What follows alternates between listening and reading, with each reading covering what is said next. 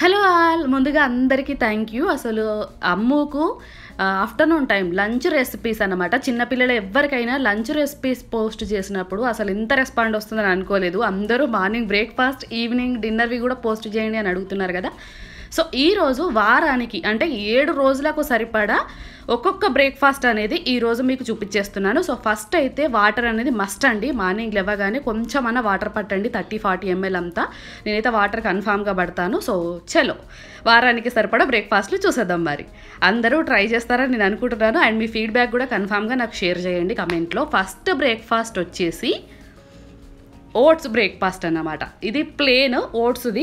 So దీంట్లో ఏమేమి mix చేసుకోవచ్చు అనేది నేను తర్వాత చెప్తాను. ప్లేన్ ఓట్స్ బ్రేక్ఫాస్ట్ చేసుకోవడానికి ఫస్ట్ అయితే ఓట్స్ పౌడర్ నేను రెడీ పెట్టేసుకున్నాను. ఇక్కడ ఓట్స్ డ్రై రోస్ట్ చేసి పొడి పెట్టేసుకున్నాం అనుకోండి, వారానికి తగ్గట్టు మంచిగా ఫ్రిడ్జ్లో స్టోర్ ఉంటుంది అన్నమాట. సో ఏదైనా వారం వారం చేసుకోండి, ఒకటేసారి నెల రోజులకు సరిపడా చేసుకోకండి, దాని ఫ్లేవర్ మిస్ అయిపోతుంది.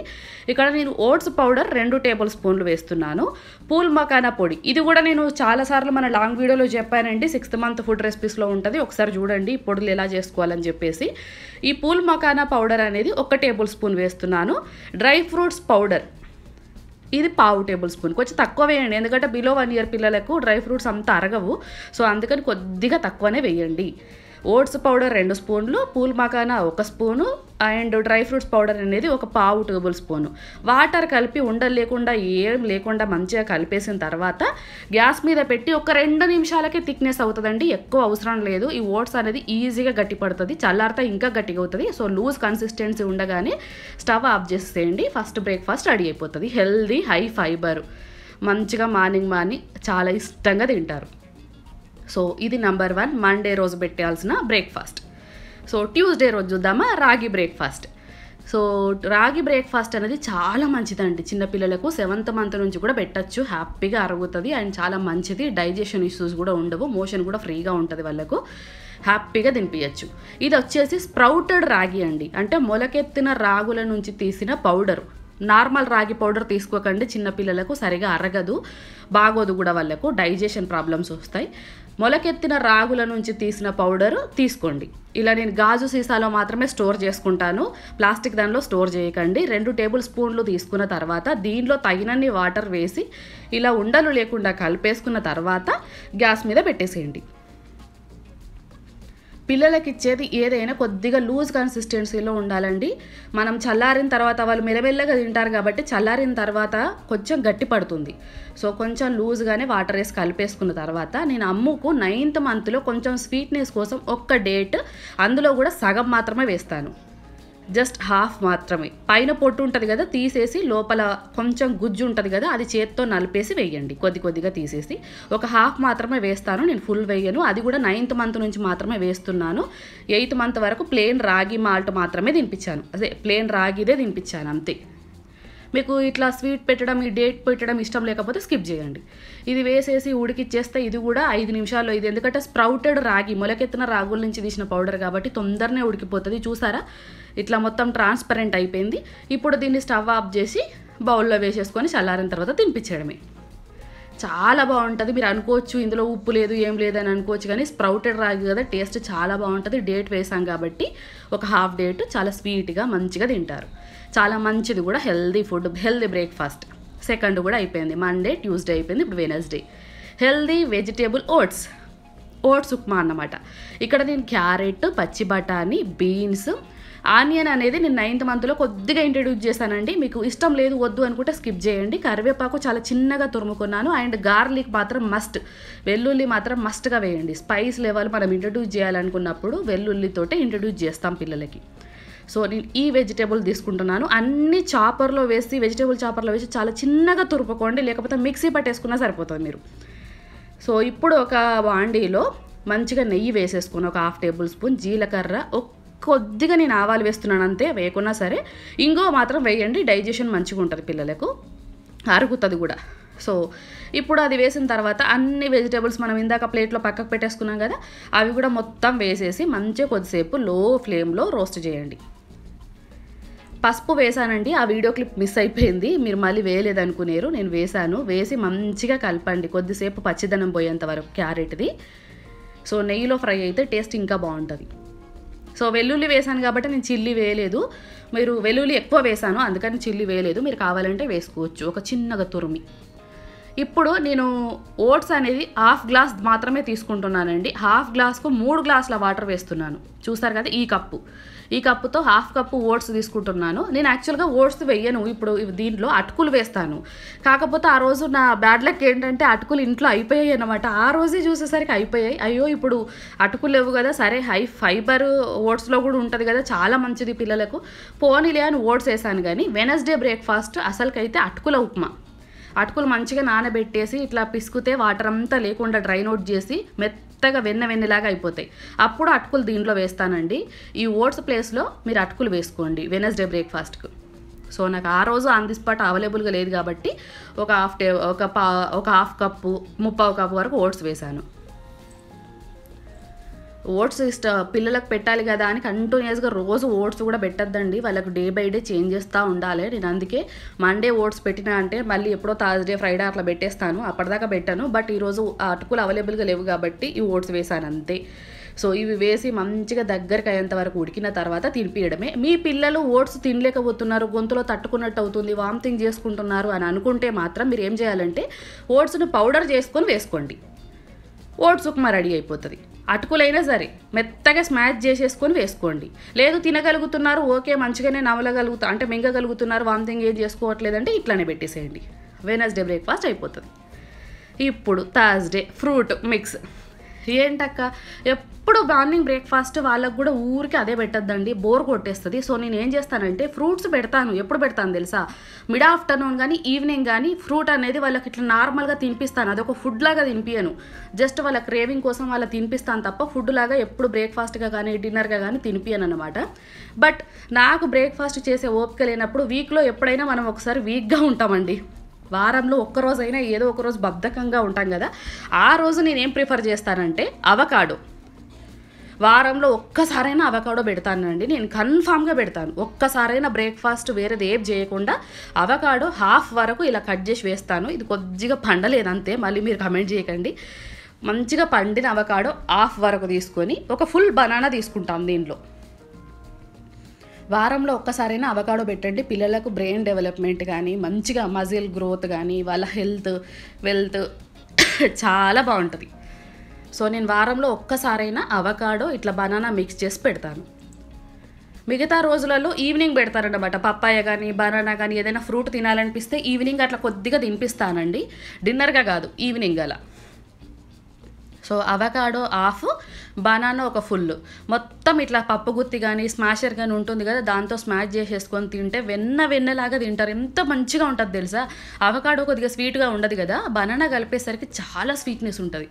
భలే తింటారండి, ఇష్టంగా తింటారు. ట్రస్ట్ మీ, మార్నింగ్ బ్రేక్ఫాస్ట్ ఒకవేళ మీ పిల్లలకి ఇది ట్రై చేయండి, ఎంత బాగా తింటారో, క్యూట్ అనిపిస్తుంది నాకైతే. మా అమ్మకి చాలా ఇష్టం ఈ బ్రేక్ఫాస్ట్. సో ఈ బ్రేక్ఫాస్ట్ అయితే అయిపోయింది. ఇప్పుడు మండే, ట్యూస్డే, వెనస్డే అయిపోయింది కదా, థర్స్డే అనుకుంటా, నాకు తెలిసి థర్స్డే కూడా అయిపోయిందా ఆర్ ఫ్రైడే, ఏదో 5th నాకు గుర్తుకు కూడా లేకుండా అయిపోయింది చూసారా. సో ఇప్పుడు 5వ రోజు ఏం పెడతానంటే ఓట్స్ ప్లస్ ఒక ఫ్రూట్ మిక్స్.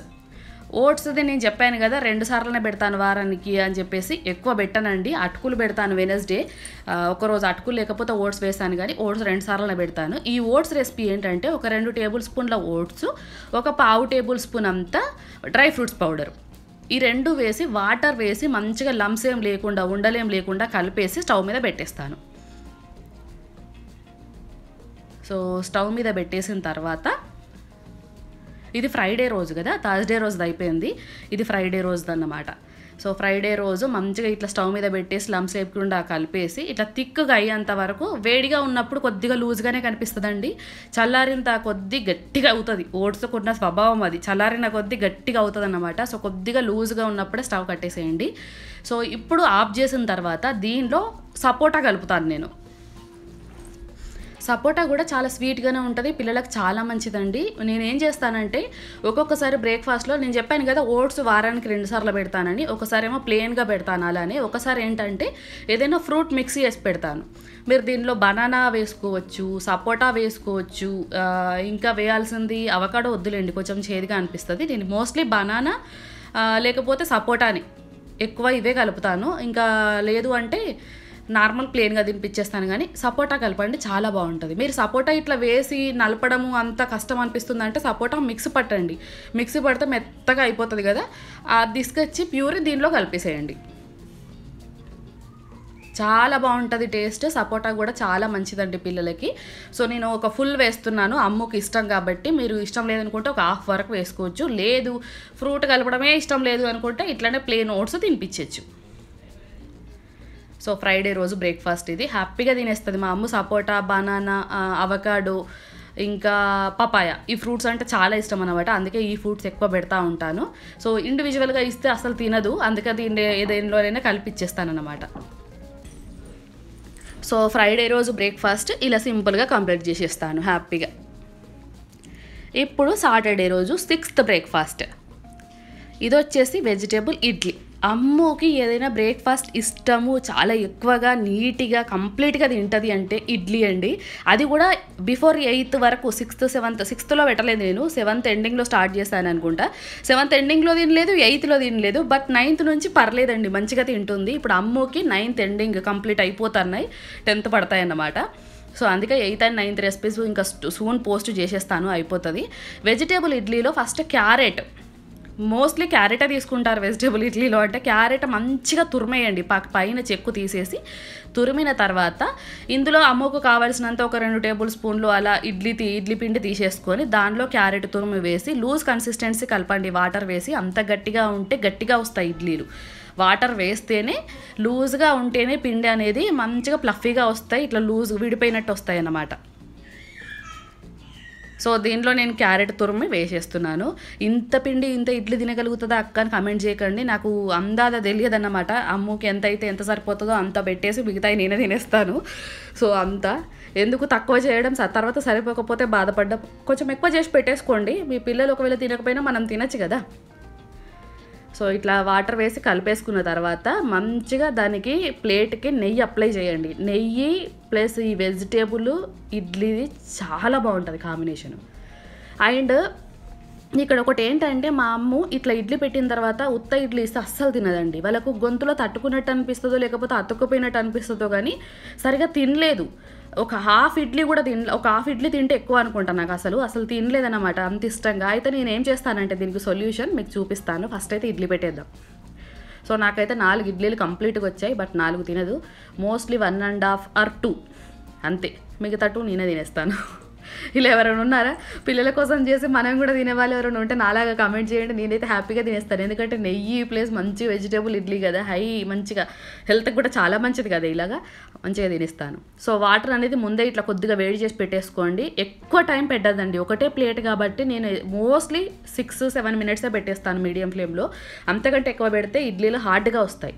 సో ఇప్పుడు అమ్మ కోసం నేను స్పెషల్గా ఏం చేస్తానంటే చట్నీ కూడా ఎలా చేస్తానంటే మీరు చూడండి. పంకిన్, గుమ్మడికాయ, సన్ఫ్లవర్ సీడ్స్, గుమ్మడికాయ సీడ్స్, మన అవిసె గింజలు ఉంటాయి కదా, ఫ్లాక్ సీడ్స్, ఇవి 3 రకాల సీడ్స్, వాటర్ మిలన్ సీడ్స్, ఈ 4 సీడ్స్ ఒక్క 1.5 tablespoon తీసుకుంటాను. చూస్తున్నారు కదా, ఇవి ఒక 5 నిమిషాలు వాటర్లో నానబెడతానన్నమాట. నానబెట్టకపోతే సరిగా గ్రైండ్ అవ్వవని వాటర్లో నానబెట్టిన తర్వాత దీనిలో బాదం ఒక 3 వేస్తాను. ఎక్కువ కూడా ఇక నట్స్ ఇస్తున్నాం కదా అని ఎక్కువగా కూడా ఇయ్యొద్దండి పిల్లలకు. బిలో 1 year పిల్లలకు రోజులో ఎంత తక్కువైతే అంత తక్కువనే. మీరు చూసే ఉంటారు, రోజులో ఒక 1/2 tablespoon మాత్రమే ఇస్తాను. అది చాలా తక్కువ, ఇంకా చాలా తక్కువ చేసే ఇస్తాను.